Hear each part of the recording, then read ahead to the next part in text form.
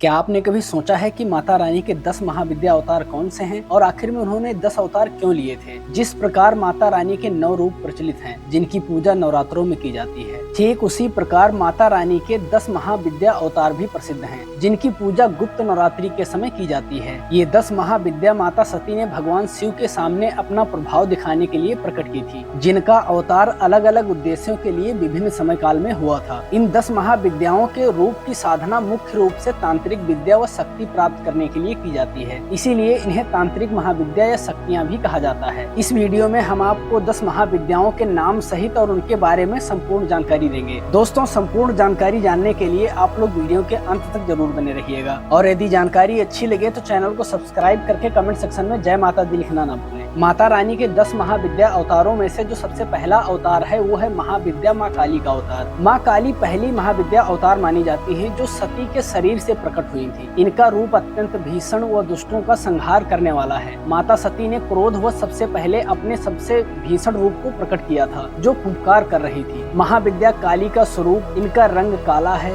इनके केस खुले हुए और अस्त व्यस्त हैं, वस्त्र नग्न अवस्था में, इनके 3 नेत्र हैं, 4 हाथ हैं और हाथों की मुद्रा में खड्ग, राक्षस की खोपड़ी, अभय मुद्रा और वर मुद्रा। मुख के भाव अत्यधिक क्रोधित और फुंकार मारती हुई। और माता रानी के गले और कमर में राक्षसों की मुंडियों की माला, जीभ अत्यधिक लंबी और रक्त से भरी हुई। माँ काली का अवतार रक्त बीज और शुंभ निशुंभ राक्षसों का वध करने के लिए माँ काली का रूप अवतरित हुआ था। रक्त बीज एक ऐसा राक्षस था जिसके रक्त की एक बूंद भी नीचे धरती पर गिरती थी तो उसमें से एक और रक्त बीज उत्पन्न हो जाता था। तब माता रानी ने अपने इस भीषण रूप से उस राक्षस के रक्त की बूंदों को धरती पर गिरने से पहले ही उसे पी लिया था और उसका अंत किया था। माता काली की पूजा विशेष रूप से शत्रुओं और दुष्टों का नाश करने के लिए किया जाता है और स्वयं में परिवर्तन आना, मन से बुरी प्रवृत्तियों का निकलना, अभय का प्राप्त होना और समय की महत्ता होना। और जो माता रानी का दूसरा महाविद्या अवतार है वो है माँ तारा महाविद्या अवतार, जो कि माता सती के शरीर से ही प्रकट हुई थी। इनका रूप भी भीषण व दुष्टों का संहार करने वाला है, इसीलिए इन्हें माँ काली के समान ही माना गया है। माता रानी के इस स्वरूप ने भगवान शिव को स्तनपान करवाया था, इसीलिए इन्हें शिव की माँ की उपाधि भी प्राप्त हुई है। माँ तारा का रंग नीला है, केस खुले व अस्त व्यस्त हैं और वस्त्र इनके हैं बाघ की खाल। इनके नेत्र 3 हैं, हाथ 4 हैं, अस्त्र शस्त्र व हाथों की मुद्रा, खड्ग, तलवार, कमल फूल और कैंची। मुख के भाव आश्चर्यचकित और खुला हुआ। इनकी अन्य विशेषता, गले में सर्प और राक्षस नरमुंडों की माला। माँ तारा का अवतार सतयुग में देव दानवों के बीच समुद्र मंथन में जब अथाह मात्रा में विष निकला तो उसका पान महादेव ने किया, किंतु विष के प्रभाव से उनके अंदर मूर्छा छाने लगी। तब माता पार्वती ने तारा रूप धरकर उन्हें स्तनपान करवाया, जिससे शिव जी का विष का प्रभाव कम हुआ। उसके बाद जो माता रानी का तीसरा महाविद्या अवतार है वो है माता त्रिपुर सुंदरी का, जो कि माता सती के शरीर से ही प्रकट हुई थी। इन्हें महाविद्या षोडशी के नाम से भी जाना जाता है क्योंकि इनकी आयु 16 वर्ष की थी। इनका रूप अत्यंत सुंदर और मन को मोह लेने वाला था, इसीलिए इन्हें त्रिपुर सुंदरी भी कहा जाता है। माता त्रिपुर सुंदरी का रंग सुनहरा है, केस खुले हुए व व्यवस्थित, वस्त्र इनके लाल रंग के हैं, इनके 3 नेत्र हैं, 4 हाथ हैं और अस्त्र शस्त्र व हाथों की मुद्रा, पुष्प रूपी 5 बाण, धनुष, अंकुश व फंदा। मुख के भाव शांत व तेज चमक के साथ। माता त्रिपुर सुंदरी की एक विशेषता ये भी है कि भगवान शिव की नाभि से निकले कमल के आसन पर विराजमान है। माता त्रिपुर सुंदरी के अवतार का उद्देश्य, पहले 2 रूपों में माता रानी ने अपने भीषण रूप प्रकट किए थे, तत्पश्चात उनका यह सुंदर रूप प्रकट हुआ जो अत्यंत ही सुखकारी व मन को लुभा लेने वाला था। इनका अवतार अपने भक्तों के मन से भय को समाप्त करने और अंतर मन को शांति प्रदान करने के लिए हुआ था। उसके बाद जो चौथा महाविद्या अवतार है वो है माता भुवनेश्वरी का। इनका भी अवतार माता सती के शरीर से ही हुआ था। इन्हें समस्त ब्रह्मांड व पृथ्वी की माता माना जाता है, इसीलिए इनका नाम भुवनेश्वरी अर्थात समस्त भुवन की देवी कहा गया है। माता भुवनेश्वरी का रूप वर्ण उगते हुए सूर्य के समान तेज व सुनहरा, केस खुले हुए व व्यवस्थित, वस्त्र लाल और पीले रंग के, इनके 3 नेत्र हैं, 4 हाथ हैं, अस्त्र शस्त्र और हाथों की मुद्रा, अंकुश, फंदा, अभय और वर की मुद्रा। मुख के भाव शांत और अपने भक्तों को देखता हुआ। इनकी एक अन्य विशेषता ये भी है कि इनका तेज सर्वाधिक है, जिसमें कई सूर्यों की शक्ति निहित है। माता भुवनेश्वरी के अवतार का उद्देश्य, इनका अवतार ब्रह्मांड के निर्माण और उसके संचारण के लिए हुआ था। जिस प्रकार त्रिदेव को ब्रह्मांड के निर्माता, रचयिता व संहारक के रूप में जाना जाता है, उसी प्रकार माता रानी ने अपने रूप में भी उसकी महत्ता व आदि शक्ति का प्रभाव दिखाया। और जो पांचवा महाविद्या अवतार है वो है माता भैरवी का। इनका भी अवतार माता सती के शरीर से ही हुआ था। इनका रूप भी अत्यंत भीषण और दुष्टों का संहार करने वाला है। अपने इस रूप के कारण इन्हें माता काली व भगवान शिव के भैरव अवतार के समकक्ष माना जाता है। माता भैरवी का रूप वर्ण काला, केस खुले हुए व अस्त व्यस्त वस्त्र, लाल व सुनहरे, 3 नेत्र, 4 हाथ, अस्त्र शस्त्र व हाथों की मुद्रा, खड्ग, तलवार, राक्षस की खोपड़ी व अभय मुद्रा, मुख के भाव क्रोधित। इनकी एक अन्य विशेषता ये भी है कि राक्षसों की खोपड़ियों के आसन पर विराजमान है, जीभ लंबी, रक्त रंजित और बाहर निकली हुई। माता भैरवी के अवतार का उद्देश्य। माता रानी का यह रूप भैरवनाथ भगवान के समान माना गया है। इनका एक नाम चंडिका भी है, क्योंकि इनका अवतार चंडमुंड नाम के 2 राक्षसों को सेना सहित वध करने के लिए हुआ था। उसके बाद जो छठा महाविद्या अवतार है वो है माता छिन्नमस्ता का। माता छिन्नमस्ता जो कि माँ सती के शरीर से ही प्रकट हुई थी। इनका रूप माता रानी के सभी रूपों में सबसे अलग है, क्योंकि इसमें माता रानी अपने एक हाथ में किसी राक्षस की खोपड़ी नहीं बल्कि अपना ही मस्तक पकड़े हुए खड़ी है। माता छिन्नमस्ता का रूप।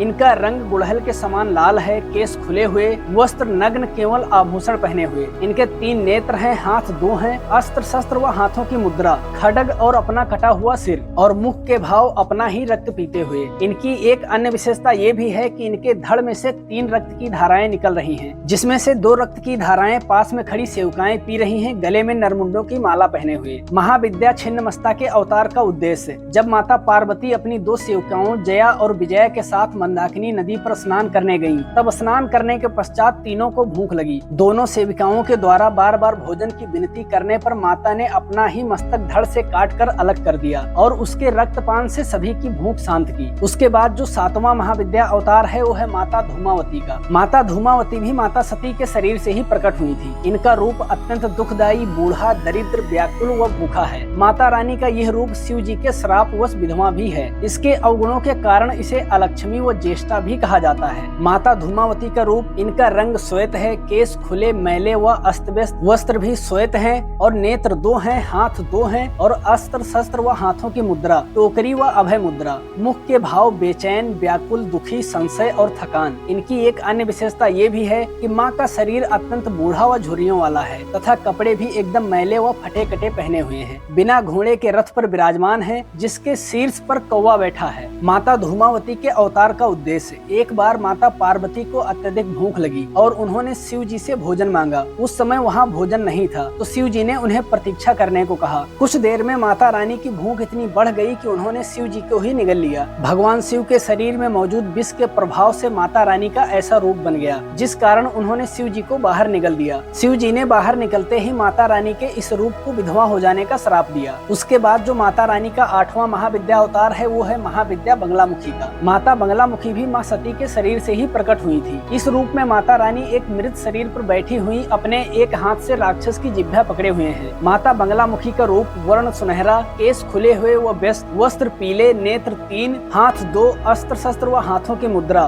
बेलन के आकार का शस्त्र व राक्षस की जिह्वा, मुख के भाव डरावने वाले। अन्य विशेषता इनकी ये भी है कि स्वर्ण सिंहासन के ऊपर एक राक्षस का मृत शरीर है और उसके ऊपर माँ बैठी हुई है, राक्षस को नियंत्रण करने व डराने का प्रयास कर रही है। माता बंगलामुखी के अवतार का उद्देश्य। एक बार सौराष्ट्र में भयंकर तूफान ने बहुत तबाही मचाई थी। तब सभी देवताओं ने माता रानी से सहायता प्राप्ति की विनती की। यह देखकर माता रानी का एक रूप हरिद्र सरोवर से प्रकट हुआ और इस तूफान को शांत किया। उसके बाद से ही माता रानी का बंगलामुखी रूप प्रचलन में आया। उसके बाद जो 9वां महाविद्या अवतार है वो है माँ मातंगी का, जो कि माता सती के शरीर से ही प्रकट हुई थी। माता रानी का यह रूप सबसे अनोखा है, क्योंकि आपने कभी नहीं सुना होगा कि भगवान को जूठन का भोग लगाया जाता है, लेकिन माता रानी के इस रूप को हमेशा जूठन का भोग लगाया जाता है। माँ मातंगी का रूप वर्ण गहरा हरा, केस खुले हुए व व्यवस्थित, वस्त्र लाल, नेत्र 3, हाथ 4, अस्त्र शस्त्र व हाथों की मुद्रा, तलवार, फंदा, अंकुश व अभय मुद्रा, मुख के भाव शांत व आनंदमयी। इनकी एक अन्य विशेषता ये भी है कि माँ सरस्वती के समान सामने वीणा रखी हुई है, जिस कारण इन्हें तांत्रिक सरस्वती भी कहा जाता है। माता मातंगी के अवतार का उद्देश्य, एक बार जब भगवान शिव व माता पार्वती विष्णु व लक्ष्मी को दिया हुआ भोजन कर रहे थे, तब उनके हाथ से भोजन के कुछ अंश नीचे गिर गए।